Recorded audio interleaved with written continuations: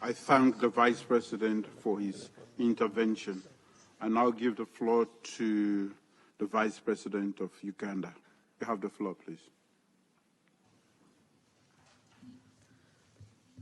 Your Excellency Manuel Lorenzo, President of Angola and Chair of the African Union, Your Excellency Mada Bio, President of Sierra Leone and Coordinator of the C-10 and also Chair of this session, Excellencies, Heads of State and Government, the Chairperson of the African Union, distinguished delegates, ladies and gentlemen. I thank Your Excellency Dr. Julius Mada Bio, President of the Republic of Sierra Leone, for convening this 7th summit of the Committee of 10 African Union Heads of State and Government on the reform of the United Nations Security Council at this important time when we mark the 80th anniversary of the United Nations. I also express deep appreciation to Your Excellency Mada Bio as the coordinator of the C-10 and the entire leadership of the government of the Republic of Sierra Leone for the unwavering commitment to advancing the common African position on the reform of the United Nations Security Council since its adoption in 2005 and for keeping Africa solidly united.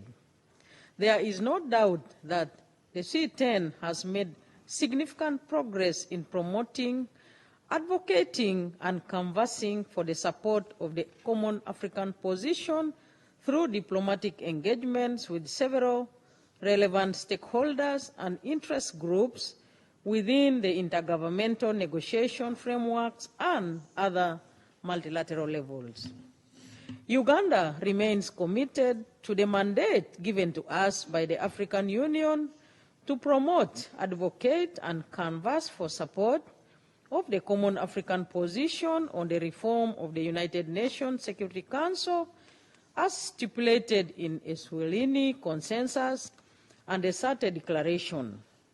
We now need to move the process forward to achieve tangible results.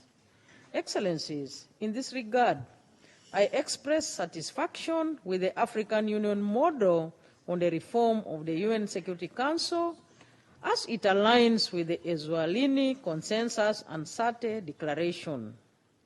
Africa must be represented in the UN Security Council by not less than 2 permanent seats with equal prerogatives and privileges of the permanent membership and 2 more permanent seats in the non-permanent category.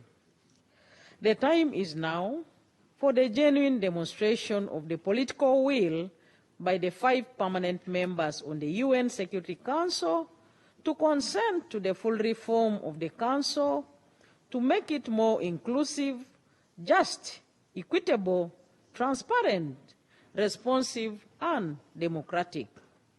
We reiterate our demand to rectify the historical injustices against Africa, which should not be perpetuated any longer, and for Africa to be prioritized as a special case for adequate representation on the UN Security Council.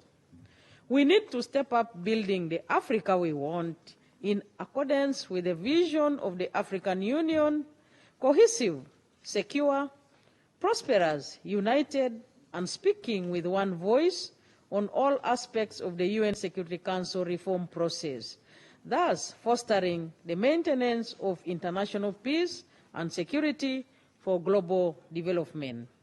As I conclude, we remain steadfast in our demand for the immediate full reform of the UN Security Council and for Africa to be adequately represented in both permanent and non-permanent categories in line with the common African position.